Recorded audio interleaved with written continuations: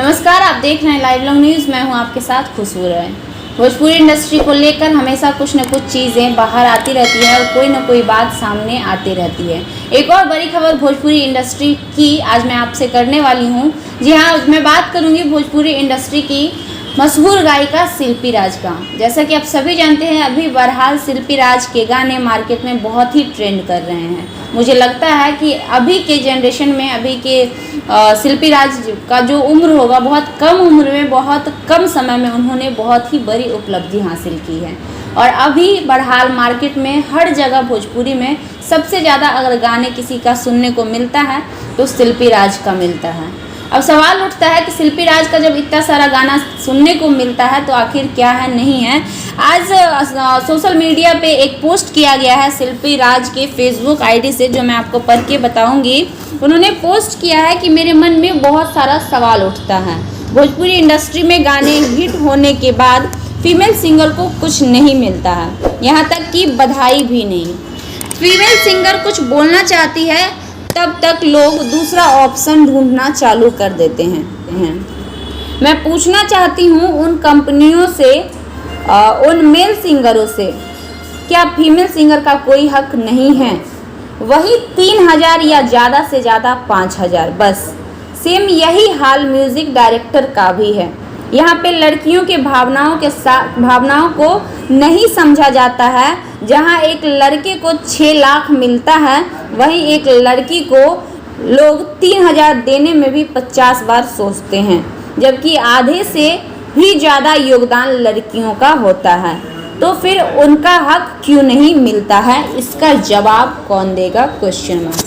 आप देख सकते हैं ये शिल्पी राज की पेज है। उनके पेज से ये शिल्पी राज का शिल्पी राज के पर्सनल पेज, फेसबुक पेज से ये पोस्ट किया गया। तकरीबन 1 घंटे पहले ये पोस्ट किया गया है। इस पोस्ट में उन्होंने इस प्रकार लिखा है कि भोजपुरी इंडस्ट्री में जितने भी गाने अभी बज रहे हैं उसमें लड़कियों का योगदान आधे से अधिक होता है, लेकिन जब मेहनताना की बारी आती है, जब क्रेडिट की बारी आती है तो उन्हें क्रेडिट नहीं दिया जाता, यहाँ तक कि उन्हें बधाई भी नहीं दिया जाता। साफ तौर पे उन्होंने ये भी लिखा है कि मेल सिंगरों को 6 लाख और फीमेल सिंगरों को 3 से 5000 देने के लिए भी लोग 5 बार सोचते हैं। और साथ ही उन्होंने एक जिक्र और भी किया है कि सिर्फ फीमेल सिंगर ही नहीं, म्यूज़िक डायरेक्टर को भी एक फिक्स्ड ही प्राइस मिल पाता है। चाहे गाने मिलियंस में जाए, बिलियंस में जाए, चाहे गाने से कंपनी वाले को लाखों करोड़ों का फ़ायदा हो, चाहे उस गाने से मेल सिंगर को 5 लाख 6 लाख रुपए मिले, लेकिन फीमेल सिंगर को कुछ नहीं मिलता है,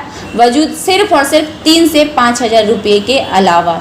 आखिर शिल्पी राज ने ऐसा क्यों लिखा है? मैं कोशिश करूंगी शिल्पी राज से इस बारे में बात करने की। और बहरहाल देखा जाए तो भोजपुरी इंडस्ट्री में वाकई में ये चीज़ें हो रही है कि मेल सिंगर की जो रेट है हमेशा दिन प्रतिदिन बढ़ते जाता है, लेकिन अगर मैं बात करूँ फीमेल सिंगर की तो उनकी एक फिक्स्ड प्राइस होती है। डुएट गाने में उन्हें उतना ही प्राइस मिलता है, जबकि देखा जाए तो गाने में बिल्कुल दोनों का ही बराबर योगदान होता है। ये स्टेटमेंट शिल्पी राज ने आज दिया है।